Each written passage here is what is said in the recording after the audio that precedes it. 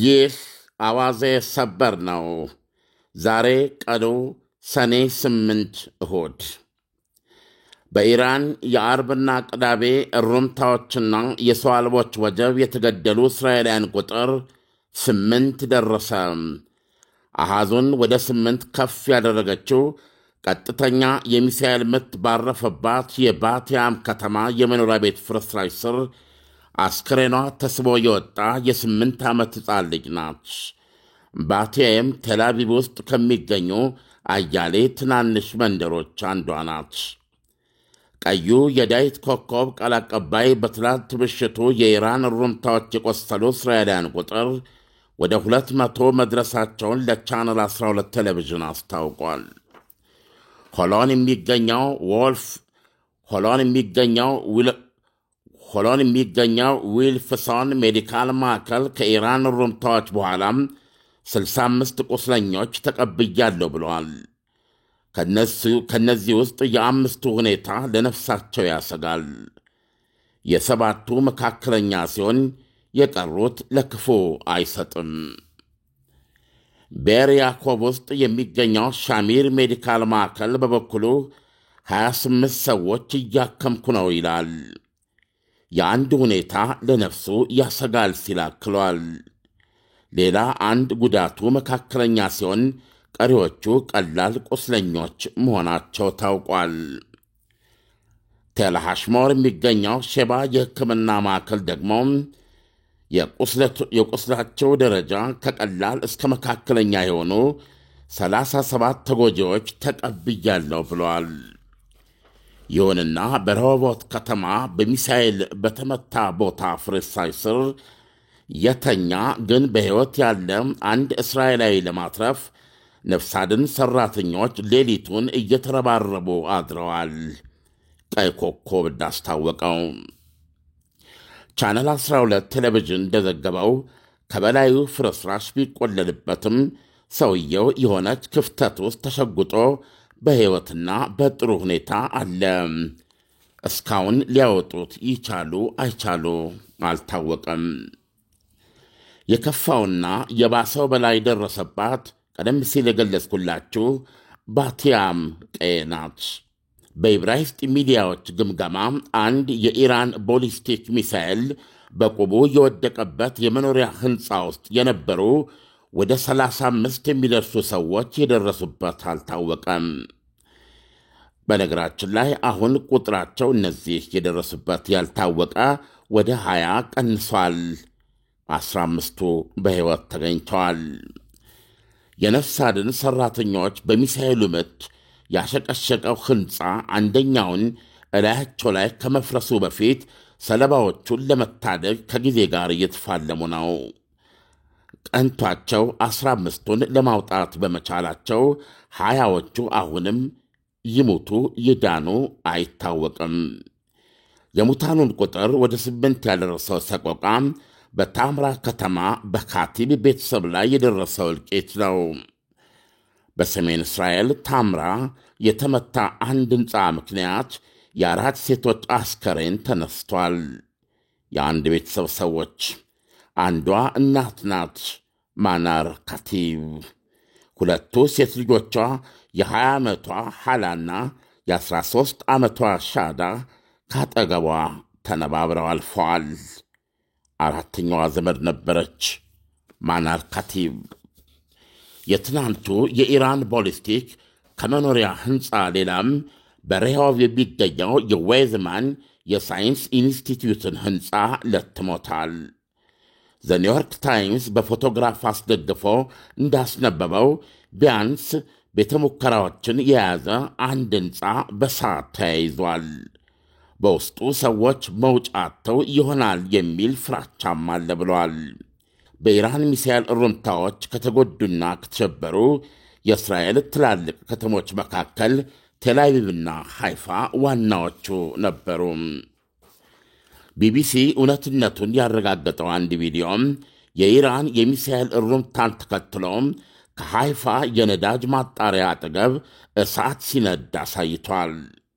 የኢራኑ ፕሬዝደንት ማሱድ ፔጀሽኪያን እስራኤል ድብደባዋን ካላቆመች ከዚህ የባሰ የከፋ ምላሽ ይጠብቃታል ሲሉ አስጠንቅቀዋል። ሰዎች በየትኛውም አገር በየትኛውም ባህል ውስጥ ያው ሰዎች ናቸው። ደስታና ስቃያቸው ይመሳሰላል። ታሪካቸው ይወራረሳል። ሳሐርና ቤተሰቧ ከዚህ የተለዩ አይደሉም። ዓርብ ዕለት ምሽት በትልቁ የሺአ እስልምና በዓል ኢድ አልጋዲር ዋዜማ እሷና ቤተሰቧ በቴህራን መናፈሻዎች ውስጥ ለሽርሽር ወጡ። ነገር ግን ሽቅብ በሰማይ ላይ የምታየው ለወትሮ እንዲህ ባለ የበዓል ዋዜማ የሚተኮስ ርችት አልነበረም። ቴህራን ውስጥ ነው። የኢራን አየር መቃወሚያዎች ፍላጻ፣ ካካታ፣ ብልጭታ ነበረ። ከራስ በላይ የኢራን ሚሳኤሎች ስትመለከት ምን ሊመጣ ይሆን ብለህ ትጨነቃለህ አለች ለጋዜጠኞች። ጦርነት ይሆን ውድመት ስትል ጠየቀች።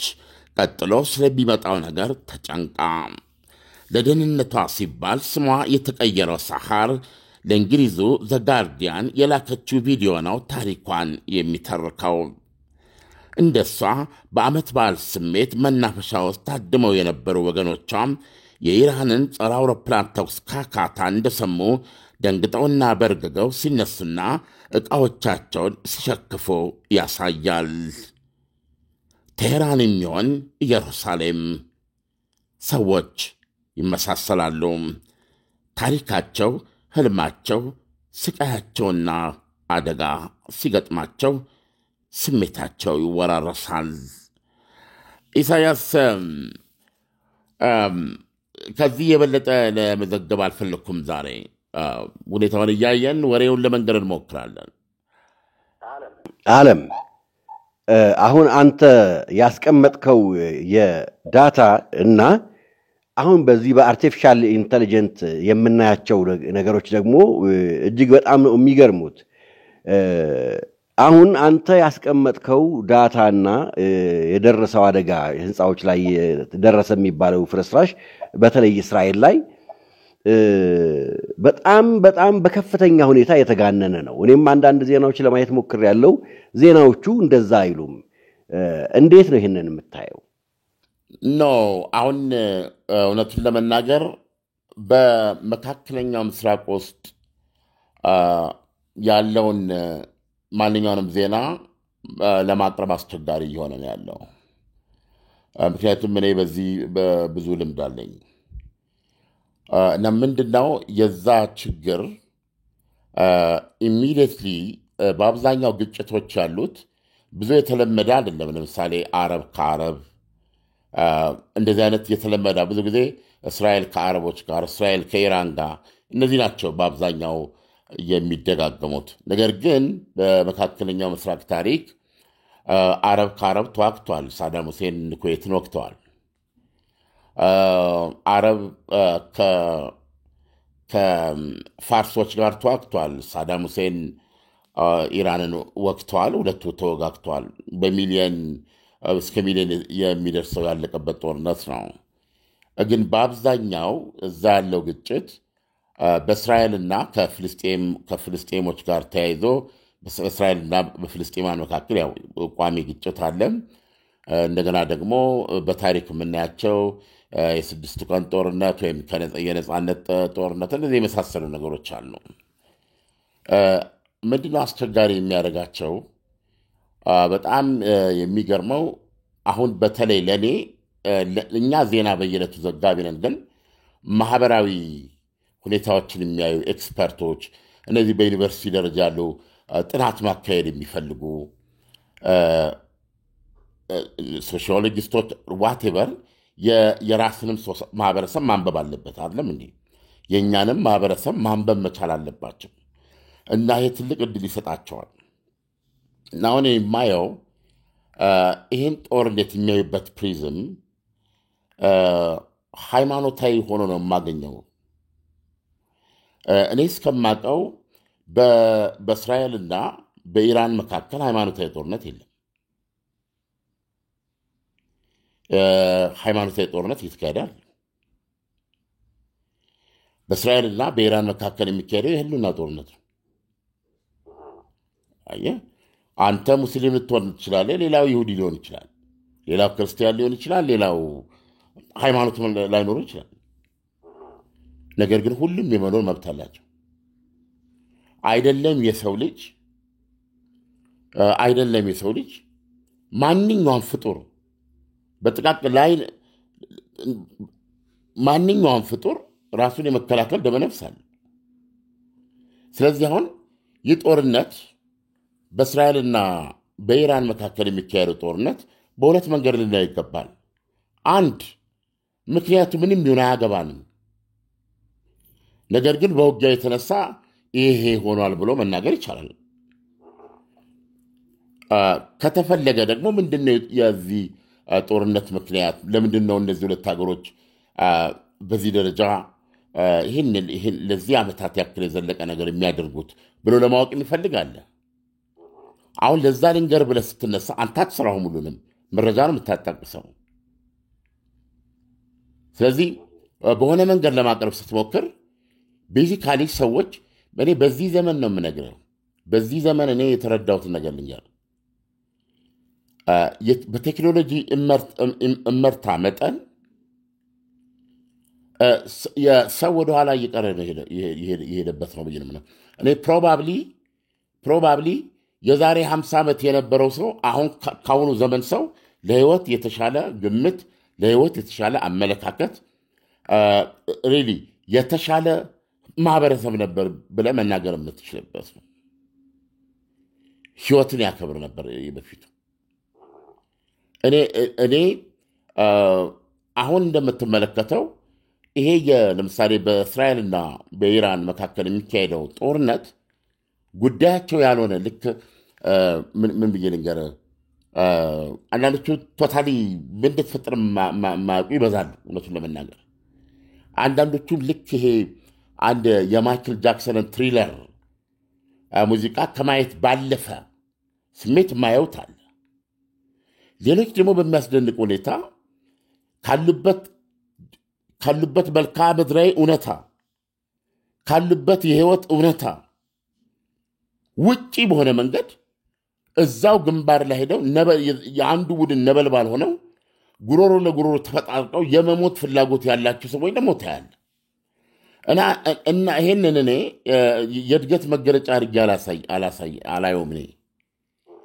ይሄ የቴክኖሎጂ በተለይ ከዚህ የማህበራዊ ሚዲያ አቅም መስፋፋት ከቴክኖሎጂ መስፋፋት ቴክኖሎጂ ብዙ ነገር አስችሎናል። የሚያስገርም የቴክኖሎጂ ትሩፋት ያለበት ዘመን ነው። ይህ ትሩፋት ግን አንዳንድ ሰዎችን አሳንሶናል፣ አንዳንድ ሰዎችን ትንሽ አድርጎናል፣ አንዳንድ ሰዎችን ግራና ቀኝ ለማየት የማንችል እና ጎራ የለየ በሳት ለመቀጣጠል ትንሽ ክብሪት የሚያስፈልገን እብዶች አድርጎናል። እኔ ይህንን ነው የምንረዳው። እና በዚህ የተነሳ እውነት የሚባል ነገር የለም። በቃ ሰዎች አይፈልጉም እውነት። በግልጽ ቋንቋ ለምሳሌ ቲክቶክ ግባ።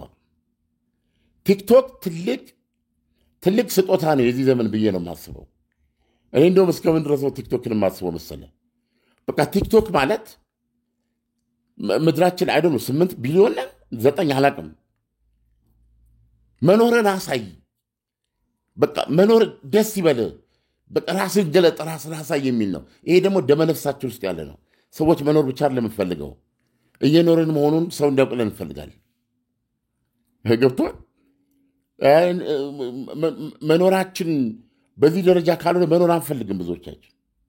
እና የሚገርም ቴክኖሎጂ ነው ቲክቶክ። በጣም ነው የምደሰትበት። እኔ የቻይና ትልቁ በረከት ነው የምለው። ግን ቲክቶክ ላይ ምንድነው የምታየው? የፈለግከውን ስቶሪ መስራት ትችላል። ገብቷል? አሁን የሚሳይሉን ተኩሱን አስመልክተው እሳቱን አባስተው ይሄ ምንድነው ሰው ሰራሽ አእምሮን ተጠቅመው የመጨረሻው ዘመንን የሚመስል በሳት የተጠቀለቀ ምድር ያሳያሉ። ዋይታ ውኡታ ጨምረውበት ሲያሳዩ ብዙ ሰዎች እንደየፍላጎታቸው መጠን ነው። ያ እሳት የሚበላውን ህዝብ ስለሚጠሉት በደስታ ይጥለቀለቃሉ። የት አባታቸውና ነድሉ አለቁ። በቃ ኦቨር። አሁን ለምሳሌ አስተያየት ከሚሰጡት አይ ዛሬ የእስራኤል ሕዝብ ከተረፈ ጉድ ነው እንግዲህ የምትለውን እንሰማለን ብለው የሚጽፉ አስተያየት አሉ። እዚህ ላይ ሲሉ እኔ አሁን በምን ስሜት ነው የማየው? ይሄ ልጅ መብቱ ነው። ይህን አስተያየት ጻፉ ሰው መብቱ ነው። በቃ ያ ሕዝብ ሲነድና ሲያልቅ ቢያይ ደስ ይለዋል። ለምን ደስ አለው አልልም። እኔ ግን እንዲህም ሆኖ እንኳ እውነተኛ መረጃ የሚያገኝበት እድል ቢያገኝ እመርጣለሁ። ቲክቶክ ላይ አይቶ 100,000 ሰዎች አለቁ እንድለው ነው የሚጠብቀው። ገባህ? አንዳንድ ግራ ገባ። አሁን እንዴት ነው ባላንስ የሚሰራው በዚህ ዘመን? ለምሳሌ ቢቢሲ ትገባለህ አይደል? ኢስኮ ሲምፕል ነው። አዲስ የምናመጣው ነገር እኮ የለም። እኛ ወሬውን ከዛ በመውሰድ ኮንቴክስት መስጠት ብቻ ነው እኔ ጋ ያለው ነገር እና ያንን ወሬ አደራጅቶ የማቅረብ ነገር ነው እንጂ ወሬውን እኔ አልሰራውም ቤዚካሊ። ነገር ግን የወሬውን ሚዛናዊነት ለመጠበቅ አሁን ብዙ ጊዜ የሚጠቅሱልኝ አልጀዚራ እያየን ነው ይላሉ። አልጀዚራ በጣም የሚገርም ምርጥ ሚዲያ ነው። አልጀዚራ ማንም ሰው ገብቶ ይመልከት። አልጀዚራ ለምሳሌ አሁን እናንተ እያወራን ከ8 እስራኤላውያን ውጭ ሞተዋል ብሎ ከተናገረ ስለዚህ እኔ ወሬ እየፈበረኩ ነው የምሰራው ማለት ነው። ገብቶሃል? በጥቃቱ 8 ይላል። አሁን እኔ ራሴ ግራ ገብቶኛል። እነዚህ 8 በትናንት ድብደባ የሞቱ ናቸው ወይ? ብዙ ቦታ ላይ ስቆጥር እንደዚህ አይነት ነገር አለ። በፊት እኮ 4 ሞተዋል አይደል እንዴ ዓርብ ዕለት። ስለዚህ በድምር 12 እኮ ነው መምጣት ያለበት ይሄ ነገር። አሁን ጠዋት ሙሉ ሪሰርች ሳርግ ቆየሁት። ይሄ ነው ግን ሁሉም ሚዲያዎች ላይ የሚለው 8 ነው። እስቲ ይህንን ስናወራ አሁን እናንተ ስናወራ አልጀዚራ ውስጥ የሚችሉ ሰዎች ይግቡና ይንገሯቸው፣ የሚተማመኑ ማለት ነው። አንዳንድ ጊዜ ከዜናው ይልቅ አንተን ነው የሚያምኑ። ገብቶሃል? እንደ ማህበረሰቡ ፍላጎት በሚያምኗቸው ሰዎች ቢነገር ደስ ይለኛል። ምንድን ነው የሚፈልግ? ከዛ ውጭ የትም ልታመጣ አትችልም። እንደነገርኩ ወደ 200 ሰው ቆስሏል። አሁን በዚህ በዜናው ላይ የእስራኤልን በዲቴል ያቀረብኩበት ምክንያት ዚስ ይዚት ለማለት ነው። ምን ማድረግ ይቻላል? ይሄ እንግዲህ ዲቴል የቀረበ ነገር ነው እና ይሄ በጣም ነው የሚገርመኝ። ወገንተኛ ነህ፣ አድሏዊ ነህ፣ ጽዮናዊ ነህ የማይባል ነገር የለም። ኢሳያስ ገብቶሃል? እንዳመለካከት አመለካከት ሊሆን ይችላል። እኔ ሰው ነኝ፣ እኔ የማመለካከት አለኝ። ነገር ግን ይሄ ነገር በዜናዬ ላይ እንዲንጸባረቅ አላደርግም። ግን ደግሞ ለምሳሌ ያክል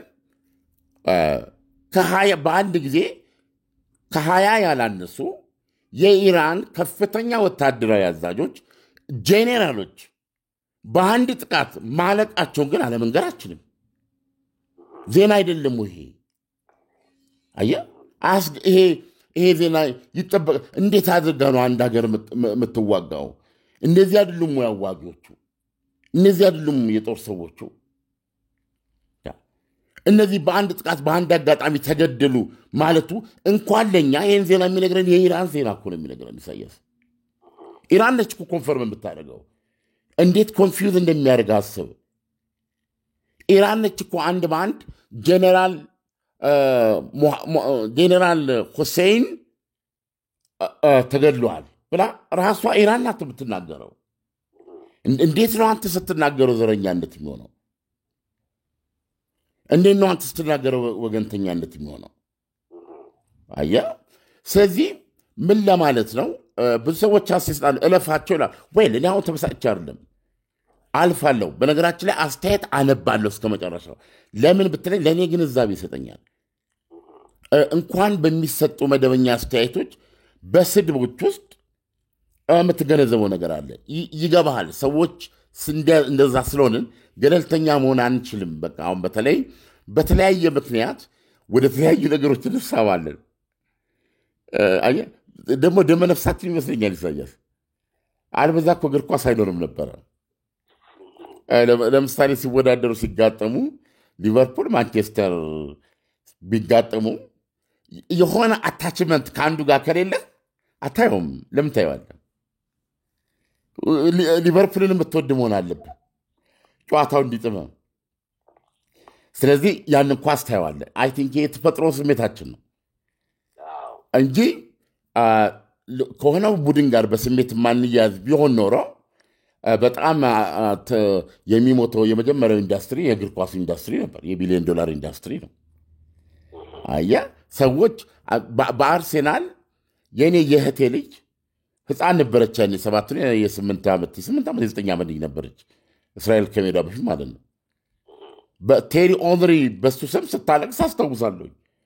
እምባዋ እንደዚህ ሲፈስ አስታውሳለሁ።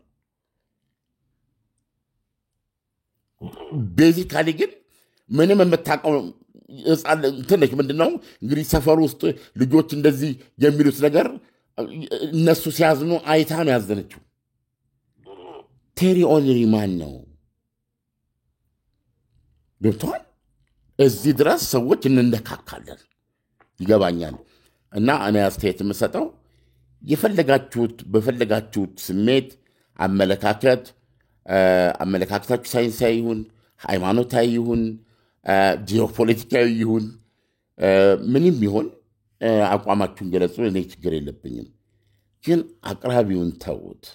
ጀስት ዜናውን ስሙ። ብዙ ይሄ ደግሞ ደስ የሚል ዘመን ያለው የምትፈልጉበት ቦታ ሌላ ቦታ ደግሞ ይሰማችሁ ቼክ ማድረግ ይቻላል። አባባል ገባ። እንደዚህ በማድረግ የተለያዩ ሶርሶችን በመጠቀም መረጃዎችን በማነጻጸር የራስን ግንዛቤ መውሰድ ይቻላል። እንደ አዋዜ ግን አሁንም ደግሜ መናገር የምፈልገው የመካከለኛው ምስራቅ ዜናን መስራት እጅግ እየከበደ ነው። አሁን የዩክሬን ላይ ብዙ ሰርቻለሁ። የዩክሬን ለመስራት ያለኝ ነፃነት የመካከለኛው ምስራቅ ላይ የለኝም። ገብቶሃል? ማንም አንተ ራሽያዊ ብሎ የሚለኝ የለም። ገባ?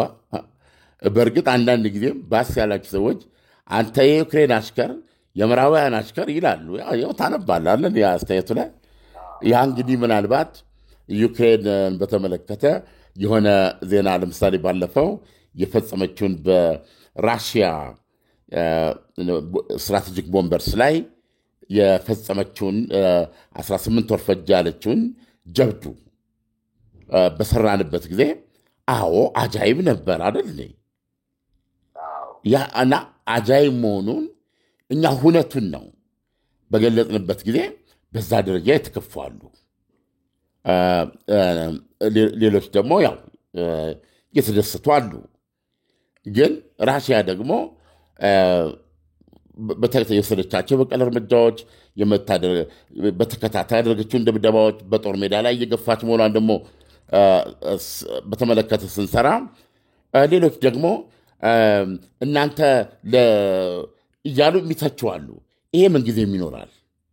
ግን በዩክሬን ላይ ያለኝን ነፃነት ያክል በመካከለኛው ምስራቅ ዜና ላይ የለኝም እና ለማለት ፈልጌ ነው። ይህ ጦርነት ቢያበቃ እኔ በጣም ደስ ይለኛል እንደ ማንኛውም ሰው። ነገር ግን የኛ ስራ ወሬውን መንገር ነው እና ሁለቱ ሀገሮች በከፍተኛ ደረጃ እየተዋጉ ነው። ሌሎች ታላላቅ ሀገሮችን ወደዚህ ጦርነት እንዳይስብ ይፈራል።